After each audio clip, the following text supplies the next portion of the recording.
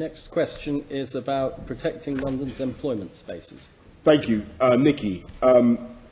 Yes, I mean, I've got to be clear. I obviously support a number of changes the government is making to the wider planning system, but I am you do or you don't? likely to object. I am likely to object to this proposal, the one that you don't, the one that you're worried about, because we need to protect London's industrial space, and we think that the London plan policies, which I know that you have studied in detail, already enable councils, where appropriate, to release surplus industrial land in a way that is already adequate. So we are setting out our concerns to government and suggesting how that could be managed. I mean, the gist of this argument is London cannot lose too much office space, too much employment space, and so I am looking at that very hard, and I'm sure you'll have sight of our response when it goes.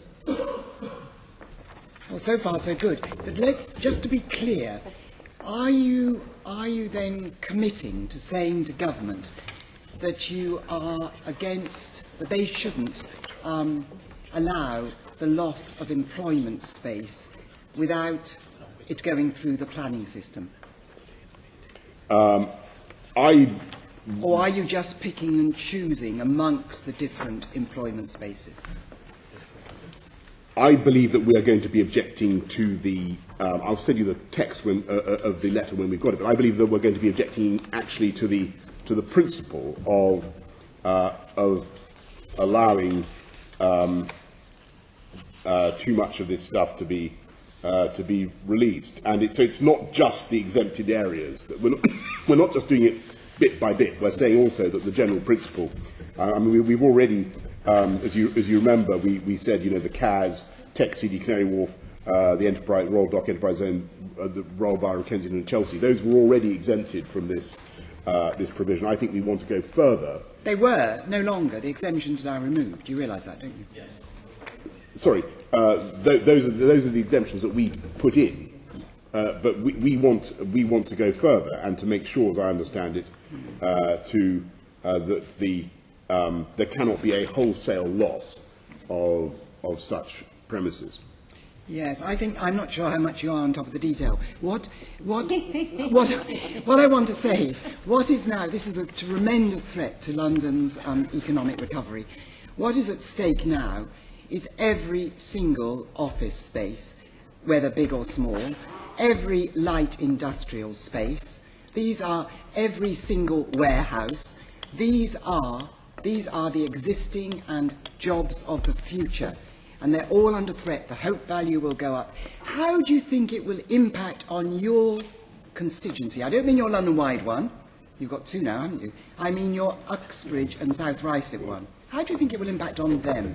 No, just to go back. What you're right to say is that the current exemptions that we secured, and go back at the CAS, Tech City, Canary Wharf, Royal Dock Enterprise Zone, and RB, as I said, those are now under threat, and so that's the problem. And that's one of the problems that we face. But the point I was trying to make is that we generally think that this approach is wrong. And you ask about. So you're going to say that so we're opposing all employment space should go through the planning. We want councils to have the ability to vary this and to take their own decisions based on local economic need. Yeah, I'm very keen. I just want to say that Hillingdon has said that Uxbridge and South Ruislip have one of the largest in London land markets for offices, industrial space, and warehousing. It's part of one of the largest complexes. So your constituency would really be impacted. And I just want to say, you've always said you've got a great influence at Westminster. You stood on that in your manifesto. That was your ground, one of your main grounds. And when the government 15 months ago proposed that they were going to put in temporary, which they've now taken away, they're not going to be permanent, permitted development for office to residential, you got a few exemptions. You're now threatened with losing those exemptions, and you didn't stand up for the 2/3 of boroughs who also wanted exemptions in addition to those areas, including Hillingdon. So I would say that you haven't got a very good track record in getting influence, in the government. Yeah, well, hang on. So This is Nicky Gavron, who normally berates me for failing to deliver enough housing in London.